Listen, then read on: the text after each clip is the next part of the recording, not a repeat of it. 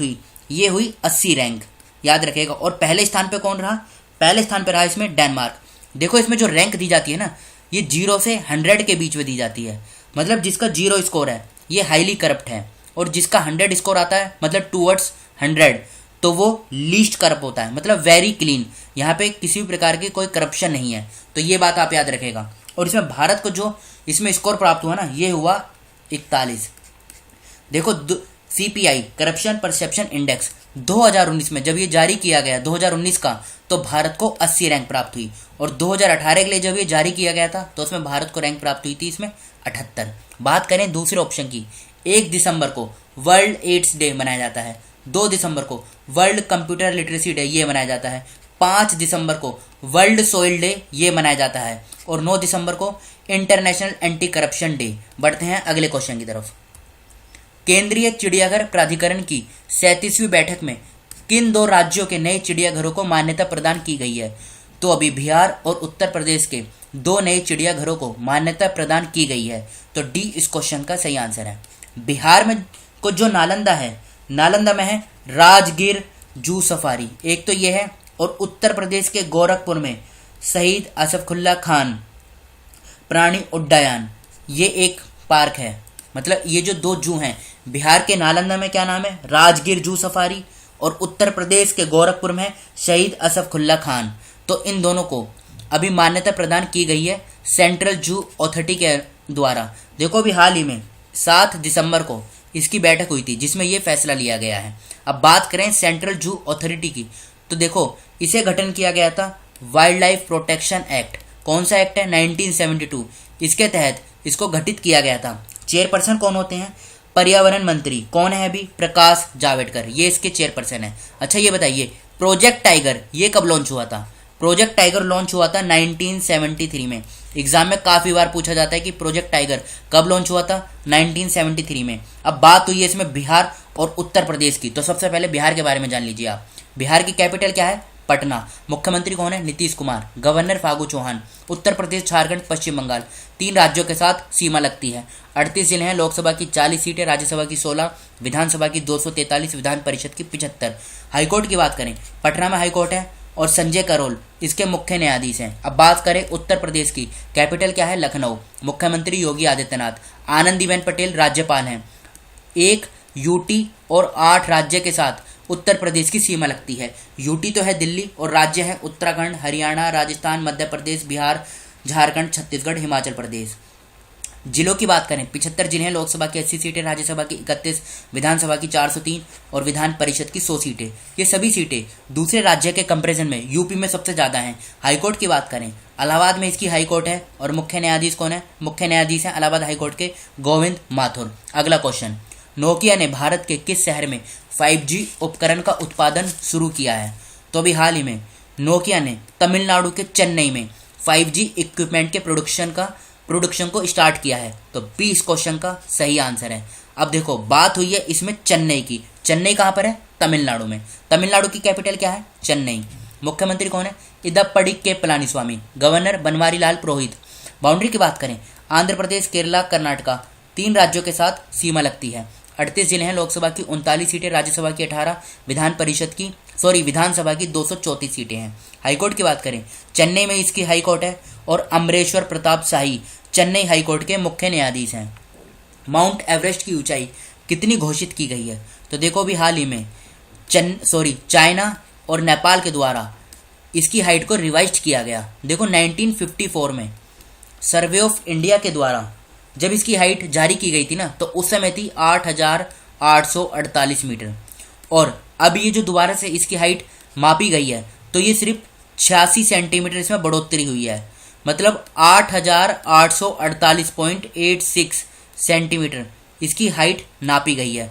तो बी इस क्वेश्चन का सही आंसर हो जाएगा। याद रखेगा, ये देखो इस तरीके का क्वेश्चन एग्जाम में पूछा जाएगा, और ये क्वेश्चन आने वाले एग्जाम में 100% पूछा जाएगा। तो इसे आप इंपोर्टेंट नोट्स में बना लीजिएगा। माउंट एवरेस्ट की हाइट याद रखेगा 8,848.86 सेंटीमीटर अभी हाल ही में ये घोषित की गई है। और माउंट एवरेस्ट कहाँ पर है?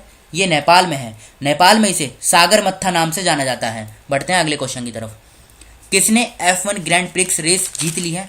तो ये जीती है अभी किसने, सर्जियो पियर्ज ने। सर्जियो पियर्ज ने F1 Sakhir grand prix race जीत ली है और ये कहाँ से हैं, ये मैक्सिको से हैं। देखो ये F1 ग्रैंड प्रिक्स रेस है ना, अब पूरी रेस देख लेते हैं, मतलब पूरी लिस्ट अभी तक कितनी रेसें हुई हैं। ये देखिए ये पूरी लिस्ट दी गई है, अभी तक F1 की 16 रेस हो चुकी हैं और किसको किसने जीता है उसके आगे नाम लिखा गया है। जैसे ऑस्ट्रियन ग्रैंड प्रिक्स 2020 को किसने जीता है, वोल्टेरी बोट्टास ने, ये फिनलैंड से हैं। सबके आगे देश लिखा गया है, वो किस देश से बिलोंग करते हैं। और ये सर्जियो पियर्ज, ये मैक्सिको से हैं, याद रखेगा। देखो इसका आप स्क्रीनशॉट ले लीजिए और नोट्स बना लीजिएगा।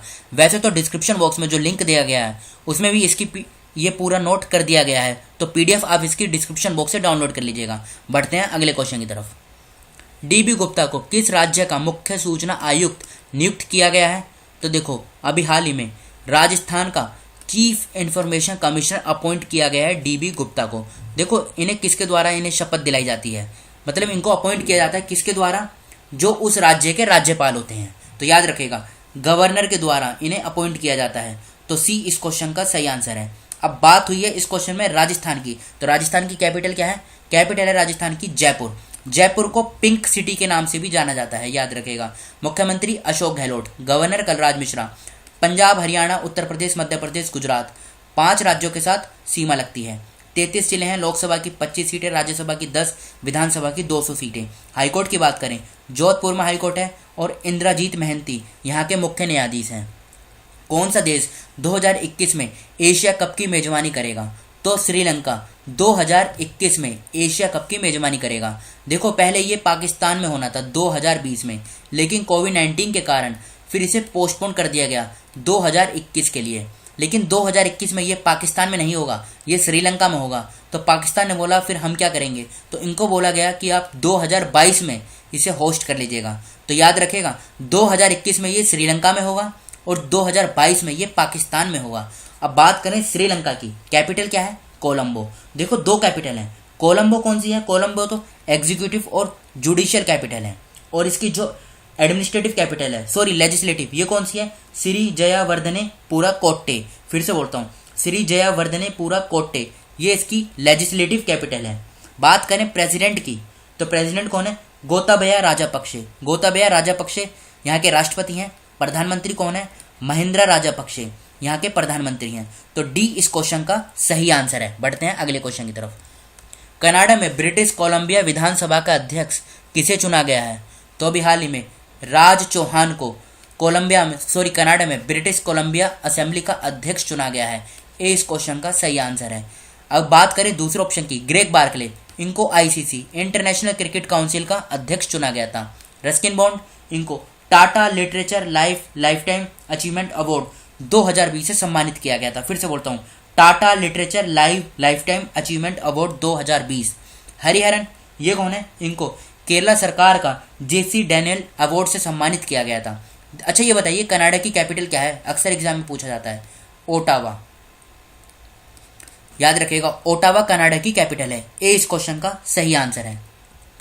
राजा भूमिबोल विश्व मृदा दिवस पुरस्कार 2020 से किसे सम्मानित किया गया है, तो ये किया गया है ICAR को। देखो वर्ल्ड सोइल डे हर साल 5 दिसंबर को मनाया जाता है और उसी मौके पर ये अनाउंसमेंट की गई थी ICAR को ये अवार्ड दिया जाएगा। लेकिन ये अवार्ड अभी नहीं दिया जाएगा इनको, ये दिया जाएगा जनवरी 2021 में। किसके द्वारा, थाईलैंड के द्वारा। अब बात हुई है इसमें ICAR की, पूरा नाम क्या है, Indian council of agriculture research. Establishment कब हुई थी, 16 जुलाई 1929। बस आगे की डेट याद रखेगा आप, 1929 में इसका गठन हुआ था। हेडक्वार्टर नई दिल्ली में इसका हेडक्वार्टर है। प्रेसिडेंट कौन है, नरेंद्र सिंह तोमर इसके प्रेसिडेंट है ICAR के, Indian council of agriculture research. देखो ये जो अनाउंसमेंट की गई थी ना, ये की गई थी FAO के द्वारा। FAO क्या है, फूड एंड एग्रीकल्चर ऑर्गेनाइजेशन, जिसका हेडक्वार्टर कहाँ पर है, इटली के रोम में इसका हेडक्वार्टर है। बढ़ते हैं अगले क्वेश्चन की तरफ। नवगठित WHO फाउंडेशन के पहले CEO कौन बने हैं, तो ये बने हैं अभी हाल ही में अनिल सोनी। बात करें दूसरे ऑप्शन की, उदय शंकर को अभी हाल ही में फिक्की का चेयरमैन अपॉइंट किया गया था। जेहान दारूवाला, ये तो अभी हमने पहले पढ़ा, इन्होंने रेस जीती थी, कौन सी, फॉर्मूला 2 रेस जीती थी। राधा कृष्णन नायर, इनको एथलेटिक्स फेडरेशन ऑफ इंडिया का हेड कोच अपॉइंट किया गया था। बात करें WHO की, पूरा नाम क्या है? World health organisation. फाउंड कब किया गया था? 7 अप्रैल 1948 को। याद रखिएगा 7 अप्रैल 1948, इसीलिए 7 अप्रैल को वर्ल्ड हेल्थ डे मनाया जाता है हर साल। हेडक्वार्टर की बात करें तो स्विट्जरलैंड के जिनेवा में इसका हेडक्वार्टर है। और DG यानी डायरेक्टर जनरल, ये कौन है? डायरेक्टर जनरल है टेड्रोस एधनोन। फिर से बोलता हूँ, टेड्रोस एधनोन WHO के डायरेक्टर जनरल हैं। अब ये रिवीजन क्वेश्चन देख लीजिए आप, कल हमने जो डिस्कस किया था उसी में ये 2 रिवीजन क्वेश्चन भी डाल दिए हैं, जिससे कल का भी रिवीजन हो जाए साथ साथ। बांग्लादेश ने किस देश के साथ अपना पहले व्यापार सहयोग समझौते PTA पर समझौता किया है? तो बांग्लादेश ने अभी भूटान के साथ ये एग्रीमेंट साइन किया है। तो ए इस क्वेश्चन का सही आंसर है, याद रखेगा। दुनिया का सबसे बड़ा नवीकरणीय ऊर्जा पार्क कहाँ स्थापित होगा? तो ये होगा भारत के गुजरात में। बी इस क्वेश्चन का सही आंसर है। गुजरात का जो कच्छ वाला एरिया है ना, पाकिस्तान बॉर्डर के पास, वहां पर होगा। और ये 30,000 मेगावाट का है ये प्लांट जो है। तो ये था हमारे आज के डिस्कशन का लास्ट क्वेश्चन। फिलहाल इस डिस्कशन को यहीं पे रोकते हैं। जो स्टूडेंट फर्स्ट टाइम चैनल पर विजिट कर रहे हैं वो इस चैनल को सब्सक्राइब कर लीजिए, जिससे नई वीडियो अपलोड होते ही उसका नोटिफिकेशन सबसे पहले आपको मिल सके। Thank you.